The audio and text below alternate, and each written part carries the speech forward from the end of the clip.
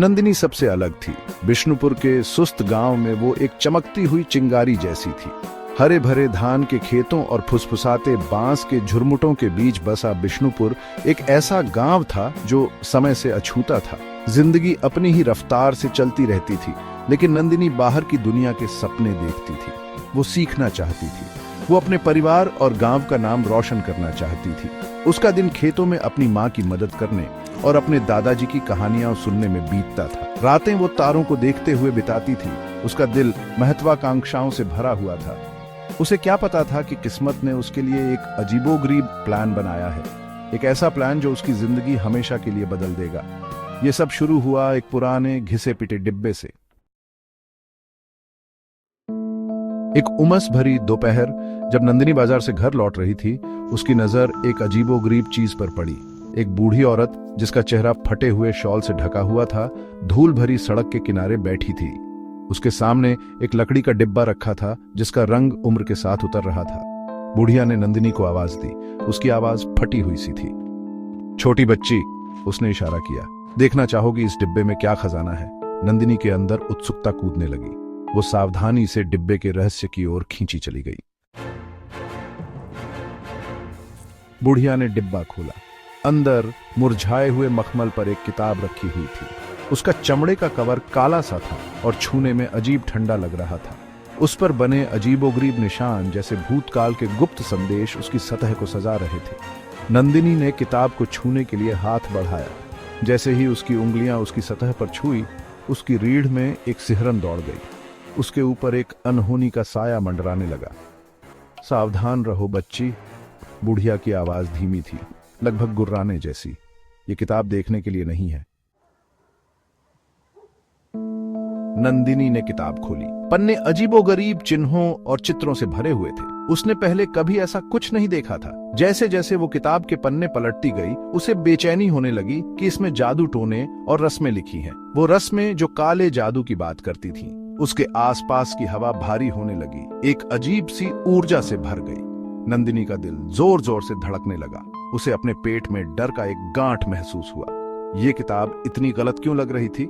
इसकी मौजूदगी उसे इतनी बेचैन क्यों कर रही थी? नंदिनी जानती थी कि उसे इस किताब से छुटकारा पाना होगा। यह खतरनाक बुरी लग रही थी। उसने इसे जंगल के बीचों बीच ले जाकर छोड़ने का फैसला किया। शायद तब इसका बुरा साया दूर हो जाए। अगली सुबह सूरज उगने से पहले ही वो चुपके से अपने घर से निकल गई। किताब को कसकर पकड़े हुए वो गांव के किनारे वाले जंगल की ओर चल पड़ी। जंगल हमेशा से रहस्यमय जगह रही थी, स्थानीय कहानियों और अजीब घटनाओं की फुसफुसाहटों में डूबी हुई। लेकिन नंदिनी को पहले कभी डर नहीं लगा था, अब तक नहीं। भाग 6, वापसी। उसने किताब एक विशाल बरगद के पेड़ के नीचे रख दी, जिसकी जड़ें ऐसी थीं मानो टेढ़ी मेढ़ी उंगलियां उसे पकड़ने के लिए बाहर निकल रही हों। गहरी सांस लेते हुए नंदिनी जाने के लिए मुड़ी, पर जैसे ही वो मुड़ी, उसने अपने पीछे एक हल्की सी आवाज सुनी।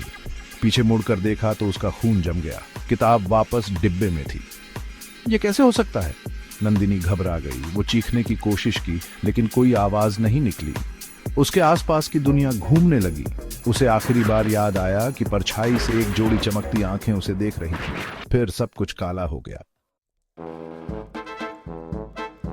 भाग 7, परछाई में फुसफुसाहट। जब नंदिनी ने आंखें खोली तो वो अपने बिस्तर पर लेटी हुई थी। उसका सर धड़क रहा था और उसे एक अजीब सी बेचैनी महसूस हो रही थी। क्या यह सब एक सपना था? उसने उस बेचैनी को दूर करने की कोशिश की जो उसके चारों ओर एक कफन की तरह लिपटी हुई थी। लेकिन मन ही मन वो जानती थी कि कुछ गड़बड़ है, बहुत गड़बड़। उस रात जब नंदिनी बिस्तर पर लेटी हुई थी, उसने अपनी खिड़की के ठीक बाहर से फुसफुसाहट की आवाजें सुनी।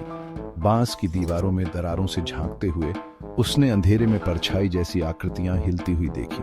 उनकी आंखें एक भयानक रोशनी से चमक रही थीं। डर ठंडा और लकवा मार देने वाला उसके दिल को जकड़ लिया। भाग 8, गायब होना। अगली सुबह नंदिनी गायब थी। उसका परिवार हर जगह ढूंढ रहा था। उनके दिल दहशत से धड़क रहे थे। उन्हें उसका कोई पता नहीं चला।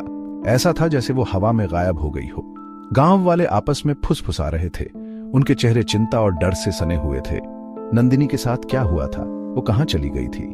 किसी ने जोर से कहने की हिम्मत नहीं की, लेकिन उनके दिलों में एक भयानक शक घर करने लगा। क्या उस किताब ने अपने काले रहस्यों के साथ नंदिनी को अपना बना लिया था? भाग 9, डर से घिरा गांव। विष्णुपुर गांव फिर कभी पहले जैसा नहीं रहा। नंदिनी के गायब होने का साया उनके ऊपर एक श्राप की तरह मंडरा रहा था।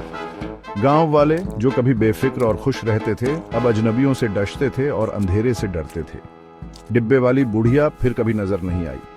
नंदिनी की कहानी एक सबक बन गई, पीढ़ी दर पीढ़ी फुसफुसाई जाती रही। एक याद दिलाने वाली कहानी कि कुछ चीजों को यूं ही छोड़ देना बेहतर होता है। एक याद दिलाने वाली कहानी की जिज्ञासा, खासकर जब बात इंसानी समझ से परे हो, तो उसके भयानक परिणाम हो सकते हैं।